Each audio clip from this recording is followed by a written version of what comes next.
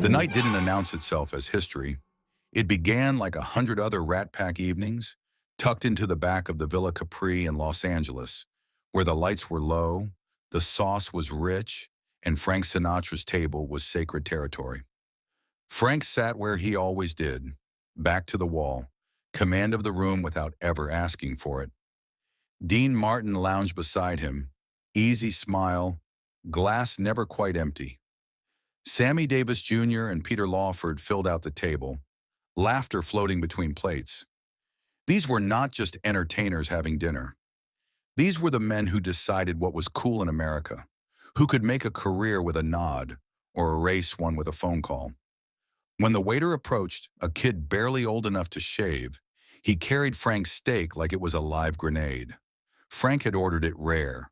Not pink, not close. Rare. When Frank cut into it, the knife paused. His eyes lifted. The room shifted. "This is medium," he said softly, which was always worse than shouting. "I said rare.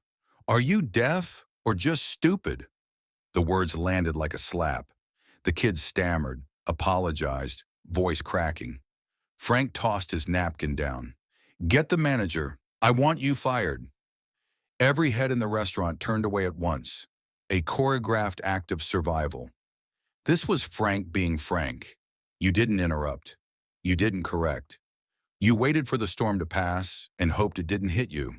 To understand why what happened next mattered, you have to understand who Frank Sinatra was in 1962. He wasn't simply famous. He was authority.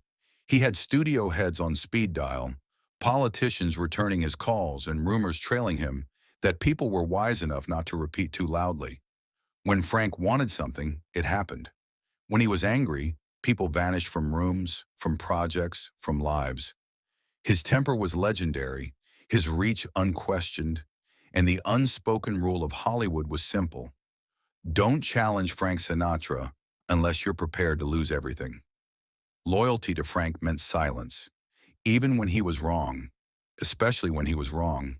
The Rat Pack lived by that rule. Frank was the center of gravity, the sun everyone else orbited. Everyone except Dean Martin.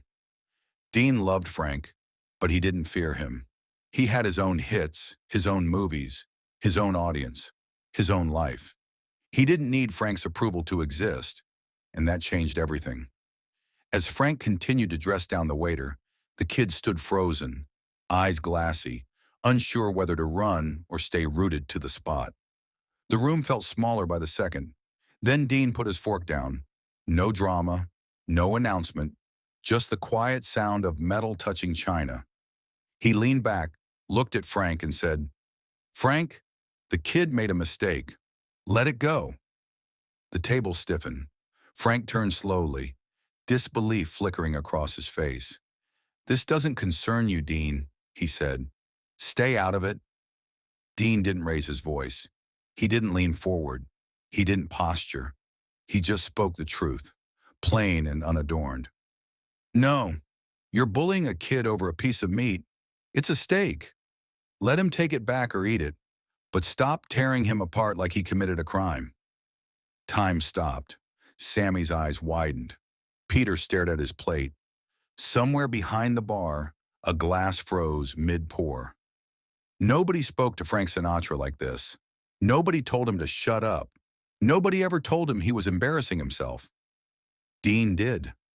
"You're being a bully," he said. "Shut your mouth, eat your damn steak, and leave the kid alone." The silence that followed felt endless. Frank stared at Dean, jaw tight, anger radiating off him in waves.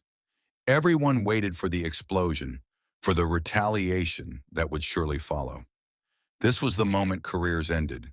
This was the moment friendships died. Dean didn't look away. There was no challenge in his eyes, no bravado, just certainty. 5 seconds. 10. Then something remarkable happened. Frank Sinatra smiled, not warmly, not kindly, but with recognition. "All right, Polly," he said quietly. "I'll eat the damn steak." He picked up his knife and fork. Dean nodded once and went back to his pasta, as if nothing extraordinary had occurred. The waiter still stood there trembling. Dean glanced up at him and offered a small, steady smile. "The steak's fine, kid. Mr. Sinatra's just particular." "You can go." The kid didn't wait to be told twice. He disappeared into the kitchen, carrying a story he'd tell for the rest of his life.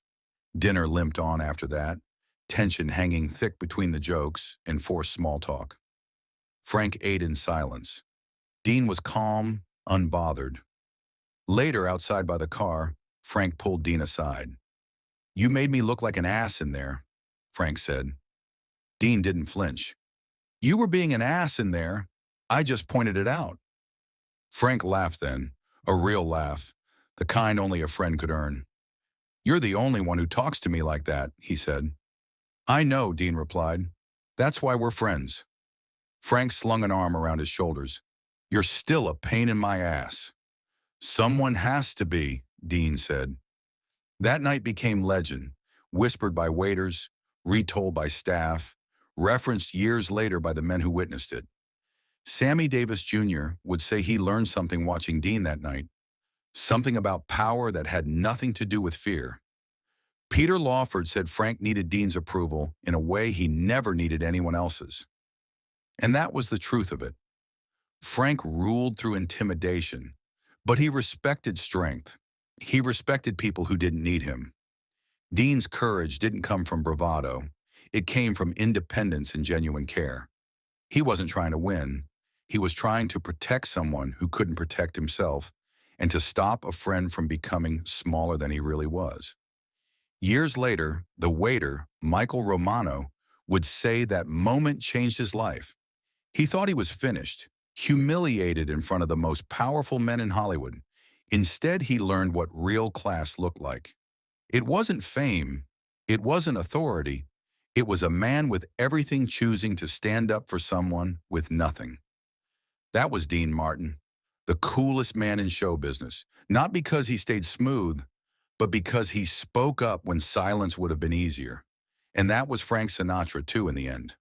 Powerful enough to silence a room and secure enough, at least once, to listen when a friend told him the truth.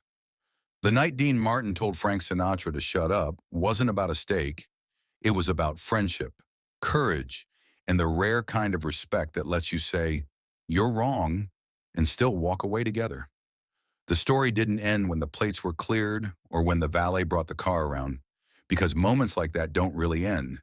They echo, and for Frank and Dean, the echo followed them for years in small, quiet ways that most people never saw.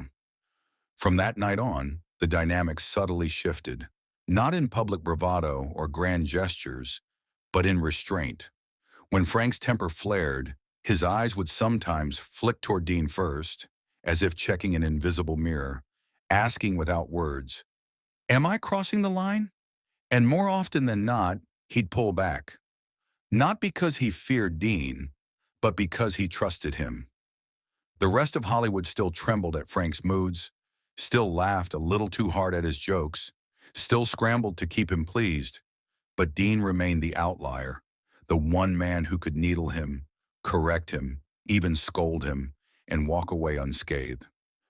That kind of relationship is rare anywhere, but in Hollywood, where power distorts honesty, it was almost unheard of. Dean never used that leverage to elevate himself or embarrass Frank. He used it like a guardrail, keeping his friend from going off the edge when anger threatened to take the wheel. And Frank, for all his bluster and pride, knew it. He knew Dean wasn't trying to control him or diminish him, only to remind him who he was at his best. Long after the Rat Pack faded and the clubs went quiet, that lesson lingered. Fame without accountability corrodes. Power without truth isolates. But one honest friend, willing to risk everything to say stop, can save you from becoming the worst version of yourself. That's why the night at Villa Capri still matters. Not because a waiter survived a mistake, not because Frank backed down, but because it revealed something timeless. Real friendship isn't comfort, it's courage. And real loyalty isn't silence. It's truth spoken at the exact moment it's hardest to hear. The story didn't end at the Villa Capri. It echoed quietly through Hollywood, shaping how people understood both men long after the plates were cleared. Frank never mentioned the steak again, but he changed in small ways, pulling back sooner, listening faster when Dean spoke. Dean never bragged about that night because for him it wasn't a victory, just a responsibility. Real friendship, he believed, meant risking comfort to protect dignity. In an industry built on fear and flattery, that moment stood apart. It reminded everyone watching that true power isn't loud, and real respect isn't demanded. It's earned when courage meets compassion. And that single moment echoed far beyond Villa Capri, reminding Hollywood that true power bends to honesty. Real friendship demands courage, and respect is earned when someone dares to speak truth.